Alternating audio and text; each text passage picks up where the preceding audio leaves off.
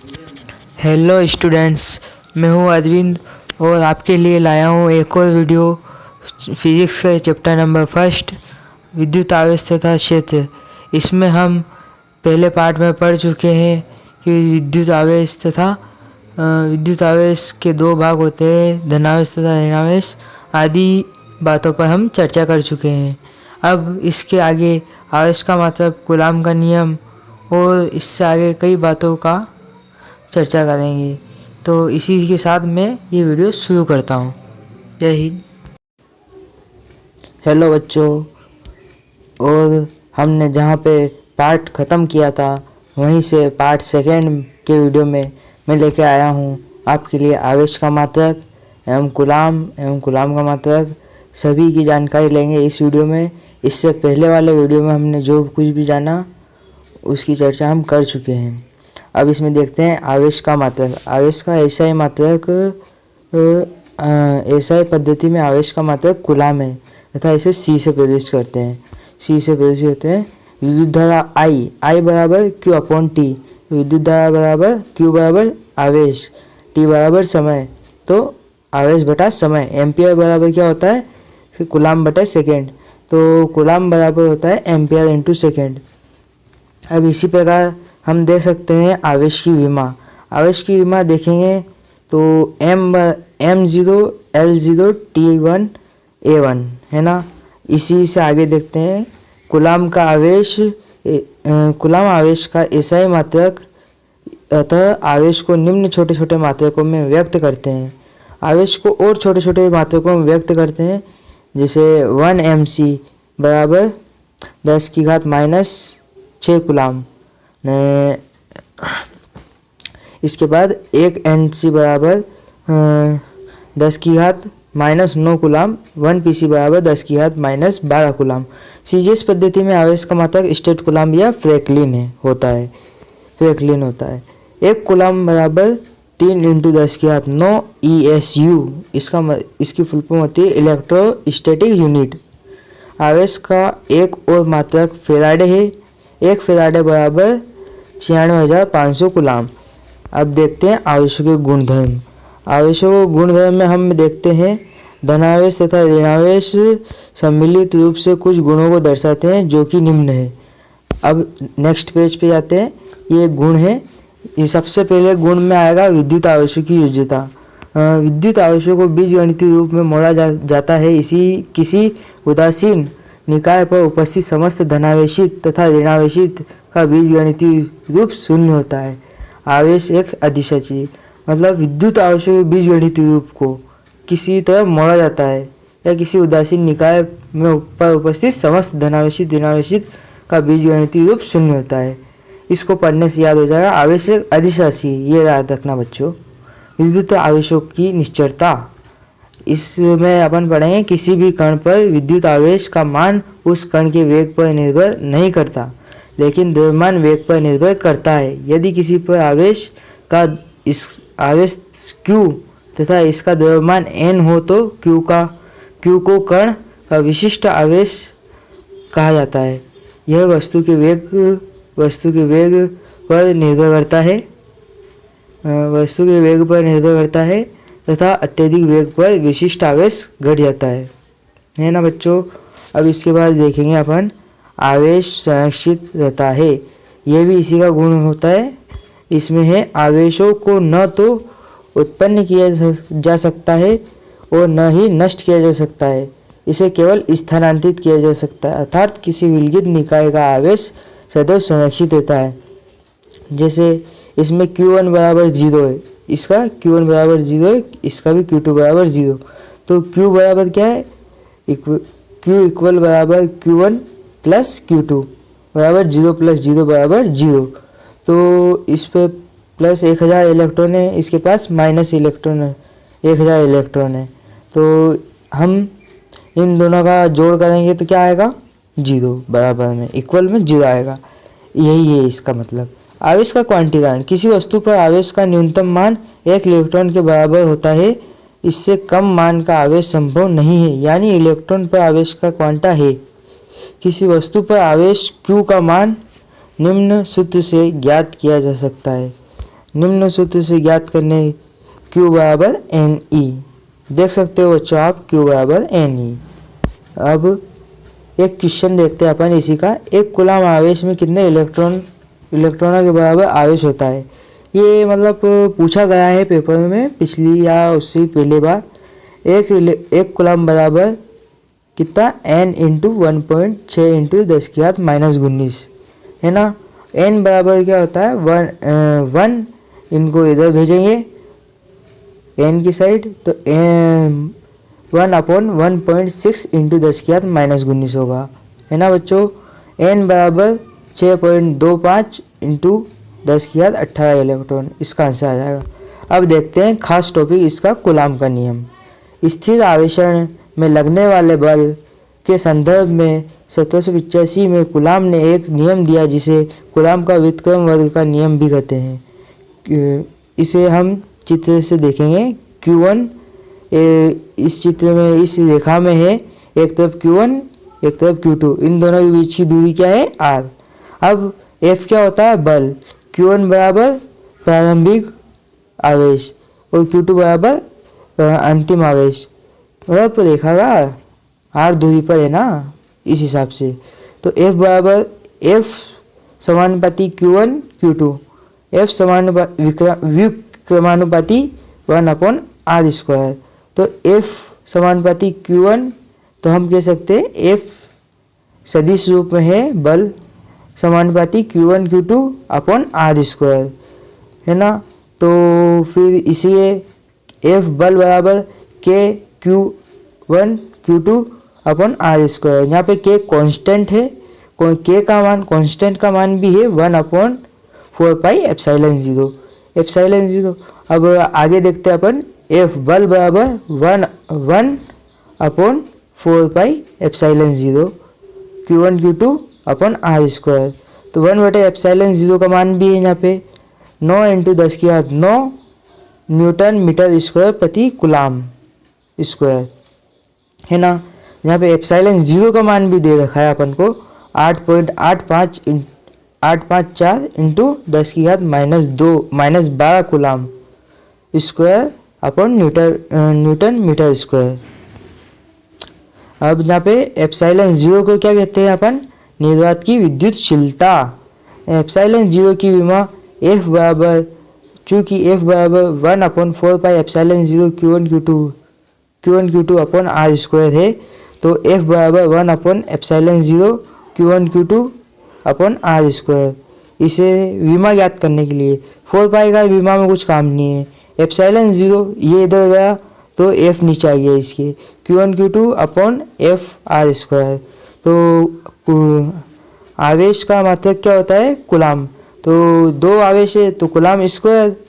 नीचे बल का मात्रक क्या होता है न्यूटन, और अपने दूरी का मात्रक होता है मीटर स्क्वायर। तो इसका सूत्र क्या होता है I²T² m1 L1 T-2 L2। तो इनको आगे और देखते हैं A²T²/m1 L3 T-2। तो इसकी विमा होगी ε0 की विमा होगी m1 L-3 T4 A2 है ना। तो बल F बराबर क्या होता है, चूंकि F बराबर 1/4πε0 होता है तो Q1 Q2/r²। यदि Q1 बराबर Q2 बराबर Q बराबर 1 कूलाम है, यदि R बराबर भी 1 मीटर है, तो इससे आगे अपन देखेंगे F बराबर 1/4πε0 बराबर 9 × 10⁻⁹ है ना। तो यहाँ पे F बराबर है 9 × 10⁹ न्यूटन, अर्थात 1 मीटर दूरी पर रखे दो समान परिमाण परिवेशों के मध्य लगने वाला बल यदि 9 × 10⁹ न्यूटन हो तो वो दोनों आवेश एक दूसरे को कूलाम एक कूलाम होंगे। यदि आवेशों के मध्य निर्वात के अतिरिक्त कोई माध्य उपस्थित हो तब आवेशों के मध्य लगने वाले बल को निम्न प्रकार लिखते हैं। Fm बराबर 1/4πε है, यहाँ पे ε0 नहीं है एप्सिलॉन है। Q1 Q2 upon are square. वहाँ पे क्या था, निर्वात की निरपेक्ष विद्युतशीलता, यहाँ पे माध्यम की निरपेक्ष विद्युतशीलता है एप्सिलॉन बराबर। तो इसी से हम देख सकते हैं ये कूलाम के नियम का सूत्र व्युत्पन्न किया अपन ने पहले, फिर विमा व्युत्पन्न की, फिर इसके बाद अपन ने कुछ डेरिवेशन की इसकी। अब पढ़ेंगे हम परावैद्युतांक।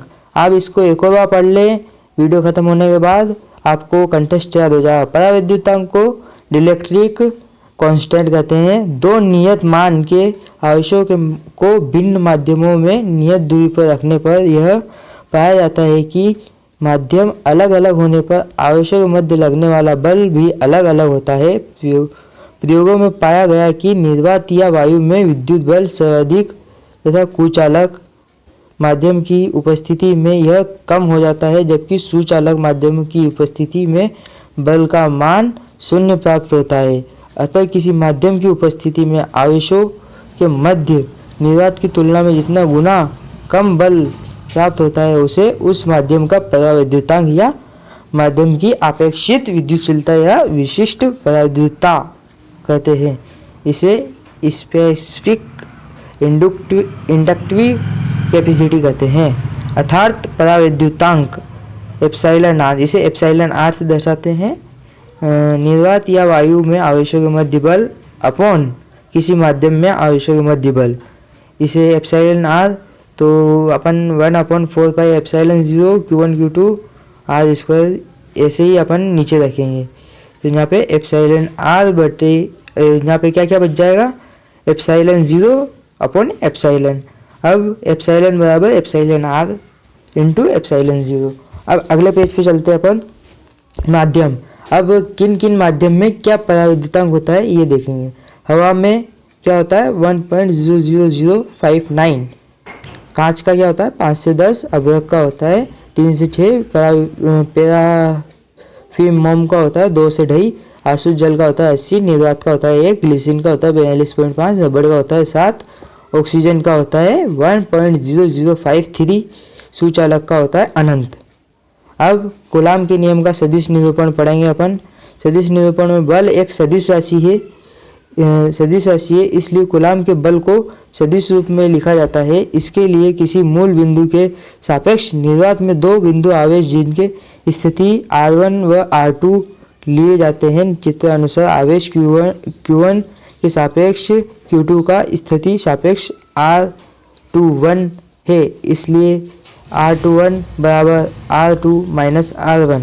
इसको सदिश रूप में लिखने पर ऊपर तीर का निशान आता है। अब इस चित्र में देख सकते हैं ये डॉट डॉट से दिखाई गई लाइन Q1 से Q2 तक की जाती है। ये इधर F1 F2 वाले ने इधर F21 वाले, तो यहाँ पे R1 ये है, R1 R2 ये है दूरी, ये मूल बिंदु O है। अब इसको ये काय का चित्र है, कूलाम के नियम का सदिश निरूपण। कूलाम के नियम से आवेश Q2 पर आवेश Q1 के कारण लगने वाला बल F21 बराबर 1/4 pi epsilon 0 Q1 Q2 upon R21 square. तो इसको इससे ऐसे R21 बराबर ट्रिपल, ये इसको क्या कहते हैं, जो भी कहते हैं आप देख लेना। यहाँ R21 बिंदु Q1 से Q2 की ओर इंगित करने वाला एकांक सदिश, इसलिए एकांक सदिश है, इसलिए F21 बराबर 1/4 pi epsilon 0 Q1 Q2 upon R21 cube. तो इसी से R21 ये इधर सदिश निरूपण में दर्शाया गया है। इसको भी F21 बराबर 1/4 pi epsilon 0 Q1 Q2 upon R2 minus R1 का क्यूब। हम देखते आए हैं पहले दे रखा है यहाँ पे कि चूँकि R2 का मान क्या हो, R21 का मान क्या है R2 माइनस R1, तो इसी से यहाँ पे समीकरण नंबर 1 बनी। इसी प्रकार Q1 आवेश पर Q2 आवेश के कारण लगने वाला बल, विद्युत बल यही है। अब इससे देखते हैं F12 बराबर इसी प्रकार है, F12 है यहाँ पे, तो यहाँ पे वहाँ पे R21 था तो यहाँ पे R12 आ जाएगा, इसी प्रकार चलो, चूंकि R12 तथा R21 परस्पर विपरीत एकांक सदिश है, इसलिए सदिश रूप में बल 21 बराबर माइनस बल F12 होगा। उपरोक्त निष्कर्ष से स्पष्ट होता है कि दो आवेशों के कारण एक दूसरे पर लगने वाला बल परिमाण में समान परंतु दिशा में विपरीत होता है, चाहे ये आवेश किसी भी प्रकार के क्यों न हो। यानी इन पर बल का मान समान और न्यूटन के तीसरे नियमानुसार दिशा विपरीत होती है। कारक बल आवेशों को मिलाने वाली रेखा के अनुदिश होता है, अर्थात स्थिर विद्युतीय बल केंद्रीय बल होते हैं। कूलाम के नियम से स्थिर तथा बिंदुवत आवेशों के मध्य निकाला जा सकता है, लेकिन गतिशील आवेशों के मध्य नहीं निकाला जा सकता, क्योंकि गतिशील आवेशों के मध्य स्थिर विद्युत बल के साथ साथ चुंबकीय बल भी लगता है।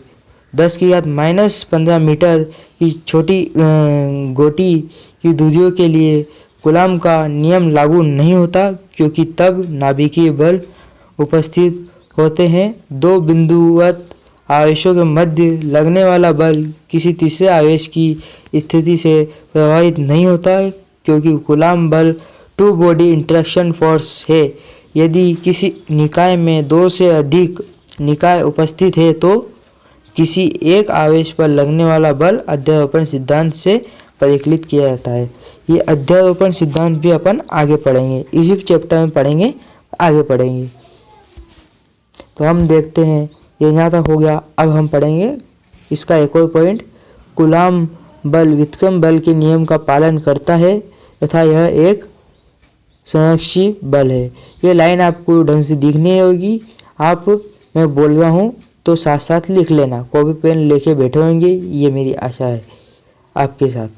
तो बहुल आवेशों के मध्य बल एवं अध्यारोपण का सिद्धांत, यदि किसी आवेश पर एक से अधिक बल लगाए तो इस आवेश पर लगने वाला कुल बल सभी बलों के सदिश योग के बराबर होता है। यही अध्यारोपण का सिद्धांत है।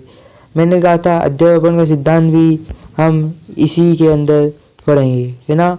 यदि किसी आवेश पर एक से अधिक बल लगाए तो इस आवेश पर लगने वाला बल कुल बल सभी बलों के सदिश योग के बराबर होता है। यही अध्यारोपण का सिद्धांत है। F0 बराबर F01 plus F02 plus F0n। F0 बराबर 1/4πε0, क्योंकि वैसे ही है तो यहाँ पे Q0 F01 है तो Q0, तो ये ऐसे कैसे हो जाएगा, जैसे आपको डेरिवेशन दे रखी है वैसे वैसे उतार लेना। अभी हमारे पास टाइम बहुत कम है, इसी के साथ में आगे अगला ये करेंगे, अगला टॉपिक शुरू करते हैं। अब इससे पहले ये देख लो आप सूत्र अच्छी तरह से और याद कर लेना। चित्र भी देख लो आप इसी हिसाब से। स्थिर, अब विद्युत क्षेत्र चालू करेंगे। स्थिर आवेश के कारण उसके चारों ओर उत्पन्न वह क्षेत्र जिससे यह अन्य आवेश को प्रभावित कर सके या उनको बल का अनुभव करवा सके, इस आवेश का विद्युत क्षेत्र कहलाता है। अब इसी से आगे बढ़ते हैं अपन। ये आगे एक रेखा है P से F की तरफ, है ना। F बल लग रहा है इस पर Q0 से, ये यहाँ पे Q है, यहाँ पे Q0 है। ये एक कोई बिंदु है, मतलब बिंदु है, हाँ बिंदु है। बिंदु P पर Q के कारण विद्युत क्षेत्र E बराबर F/Q0। E बराबर लिमिट ऑफ Q0 बराबर 0 F/Q0। विद्युत क्षेत्र E का मात्रक न्यूटन प्रति सेकेंड कूलाम होता है। E बराबर न्यूटन प्रति कूलाम। E की विमा क्या होगी, m1L1T-2/AT। E की विमा है m1L1T-3A1। इसकी विमा ये है, वो क्या पूरा सोल्व करने में डबल लिखा गया। अब विद्युत क्षेत्र में रखा कोई आवेशित कण यदि धनावेशित है तो इस पर लगने वाले बल की दिशा विद्युत क्षेत्र की दिशा में होगी, और यदि विद्युत क्षेत्र में ऋणावेशित कण को रखा जाए तो इस पर लगने वाले बल की दिशा विद्युत क्षेत्र के बल के विपरीत होगी। जैसे कि आप चित्र में देख सकते हैं, इधर ऋणावेशित है ना, मतलब धनावेशी थे। पहले चित्र में देखो कम है, पहले चित्र में धनावेशी थे तो वह कहाँ पे जा रही है, बल की दिशा में होगी। हाँ, और ऋणावेशित तो बल की दिशा के विपरीत होगी। धनावेशित बिंदु आवेश या सम आवेशित गोलाकार आवेश वितरण के कारण विद्युत क्षेत्र आवेश से बाहर की ओर त्रिज्य दिशा में होता है, जबकि ऋणात्मक बिंदुवत आवेश के कारण विद्युत क्षेत्र आवेश की तरफ त्रिज्य दिशा में होता है। त्रिज्य दिशा में होता है। अब इससे आगे वाले, अब टॉपिक है बिंदु आवेश के कारण विद्युत क्षेत्र। बिंदु आवेश के कारण विद्युत क्षेत्र सरल ही है, आपको पढ़ना कुछ नहीं है। इसमें जो पीछे है वही इसमें रिपीट है, थोड़ा बहुत चेंज है। तो यहाँ पे क्या है, ओ बिंदु पे प्लस क्यू है और पी बिंदु पे प्लस क्यू जीरो है। यहाँ पे कैपिटल क्यू है, यहाँ पे स्मॉल क्यू जीरो है। यहाँ पे आर दूरी पर है ये इसमें विद्युत क्षेत्र भी इधर है, बल भी इधर है, ई भी इधर है, एफ भी इधर है। बल बिंदु सी पर स्थित प्लस क्यू आवेश के कारण, बिंदु ओ पर स्थित प्लस क्यू आवेश के कारण इससे आर दूरी पर स्थित प्रेक्षण बिंदु पी पर विद्युत क्षेत्र की तीव्रता का मान ज्ञात करना, जिसके लिए बिंदु पी पर एक परीक्षण आवेश प्लस क्यू जीरो रखते हैं। आवेश प्लस क्यू के कारण बिंदु पी पर स्थित प्लस क्यू जीरो आवेश पर लगने वाला बल F बराबर के Q zero upon are square R त्रिज्य। और विद्युत क्षेत्र की परिभाषा से E बराबर F अपॉन क्यू जीरो, इसी से E बराबर के q upon are square r, और E बराबर क्या होता है 1/4 पाई एप्सिलॉन जीरो। के का मान क्या होता है 1/4 पाई एप्सिलॉन जीरो, जैसा कि आपने देखा है आगे पिछले हाँ देखा है, के क्यू अपॉन आर स्क्वायर। बिंदु P पर विद्युत क्षेत्र की दिशा OP की ओर इंगित होगी। इसी प्रकार माइनस क्यू आवेश के कारण बिंदु P पर विद्युत क्षेत्र की तीव्रता बराबर E बराबर 1/4 pi epsilon zero q upon are square है। इसकी दिशा OP की दिशा के विपरीत होगी। विद्युत क्षेत्र के मान की समीकरण से हम कह सकते हैं कि E समानुपाती 1/r स्क्वायर, यानी विद्युत क्षेत्र की तीव्रता दूरी के कारक के समानुपाती होता है। और विद्युत क्षेत्र की तीव्रता अथवा दूरी को निम्न प्रकार आलेखित किया जाता है। ये दो आलेख देख सकते हैं आप, E 1/r स्क्वायर। अब इसके बाद हम देखेंगे आगे, यदि बिंदु आवेश एप्सिलॉन r बराबर विद्युतांक के मध्य में स्थिर है, तब विद्युत क्षेत्र EM बराबर क्या होता है 1/4 पाई एप्सिलॉन जीरो है वो Q अपॉन आर स्क्वायर, यहाँ पे R। तो EM बराबर 1/4 pi epsilon zero epsilon r के Q अपॉन आर स्क्वायर, इधर R। अब EM बराबर, अब इसको अपन लिख सकते हैं E अपॉन एप्सिलॉन r, है ना, लिख सकते हैं E अपॉन एप्सिलॉन r, क्योंकि एप्सिलॉन r छोटा होता है 1 के, तो इसका कुछ मान नहीं है। तो EM बराबर E, अर्थात पराविद्युतांक माध्यम विद्युत क्षेत्र की तीव्रता का मान एप्सिलॉन r गुना कम हो जाता है। निकाय के कारण विद्युत क्षेत्र, इसमें अपन चित्र में देखो, इसका मूल बिंदु O है, ये फर्स्ट देखा है R1, सेकेंड है R2, ने थर्ड है R3, ने फोर्थ है RN, है ना। यहाँ पे Q1, Q2, Q3, QN आवेश है। E1, फिर इनको त्रिज्या प्रतिच्छेद करने वाली रेखा है, E1, E2, E3, EN आदि रेखा है। ये अब एक ही बिंदु पर P बिंदु पर इनको काटती है। इसी से हम अब व्याख्या से समझेंगे। अध्ययन इस सिद्धांत की सहायता में आवेशों के निकाय के कारण किसी बिंदु पर विद्युत क्षेत्र की तीव्रता ज्ञात की जा सकती है। इसके लिए समस्त आवेशों के कारण विद्युत क्षेत्र की तीव्रताओं का उस बिंदु पर सदिश योग किया जाता है। अब हम पढ़ेंगे आगे। E बराबर क्या होता है? E बराबर E1 प्लस E2 बराबर En। तो E बराबर 1/4πε0 Q1 upon R01 square plus 1/4πε0 E1 E2 E3 En का मान रखना है अपन को इसमें। अब इसको आगे देखते हैं। E बराबर क्या होता है? 1/4πε।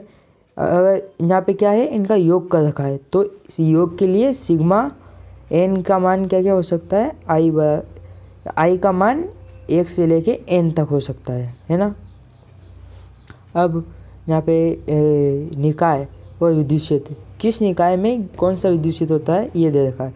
वायु की रोधन क्षमता में 3 × 10⁶ न्यूटन प्रति कूलाम होता है और वान डे ग्राफ जनित्र में 2 × 10⁶ प्रति कूलाम होता है।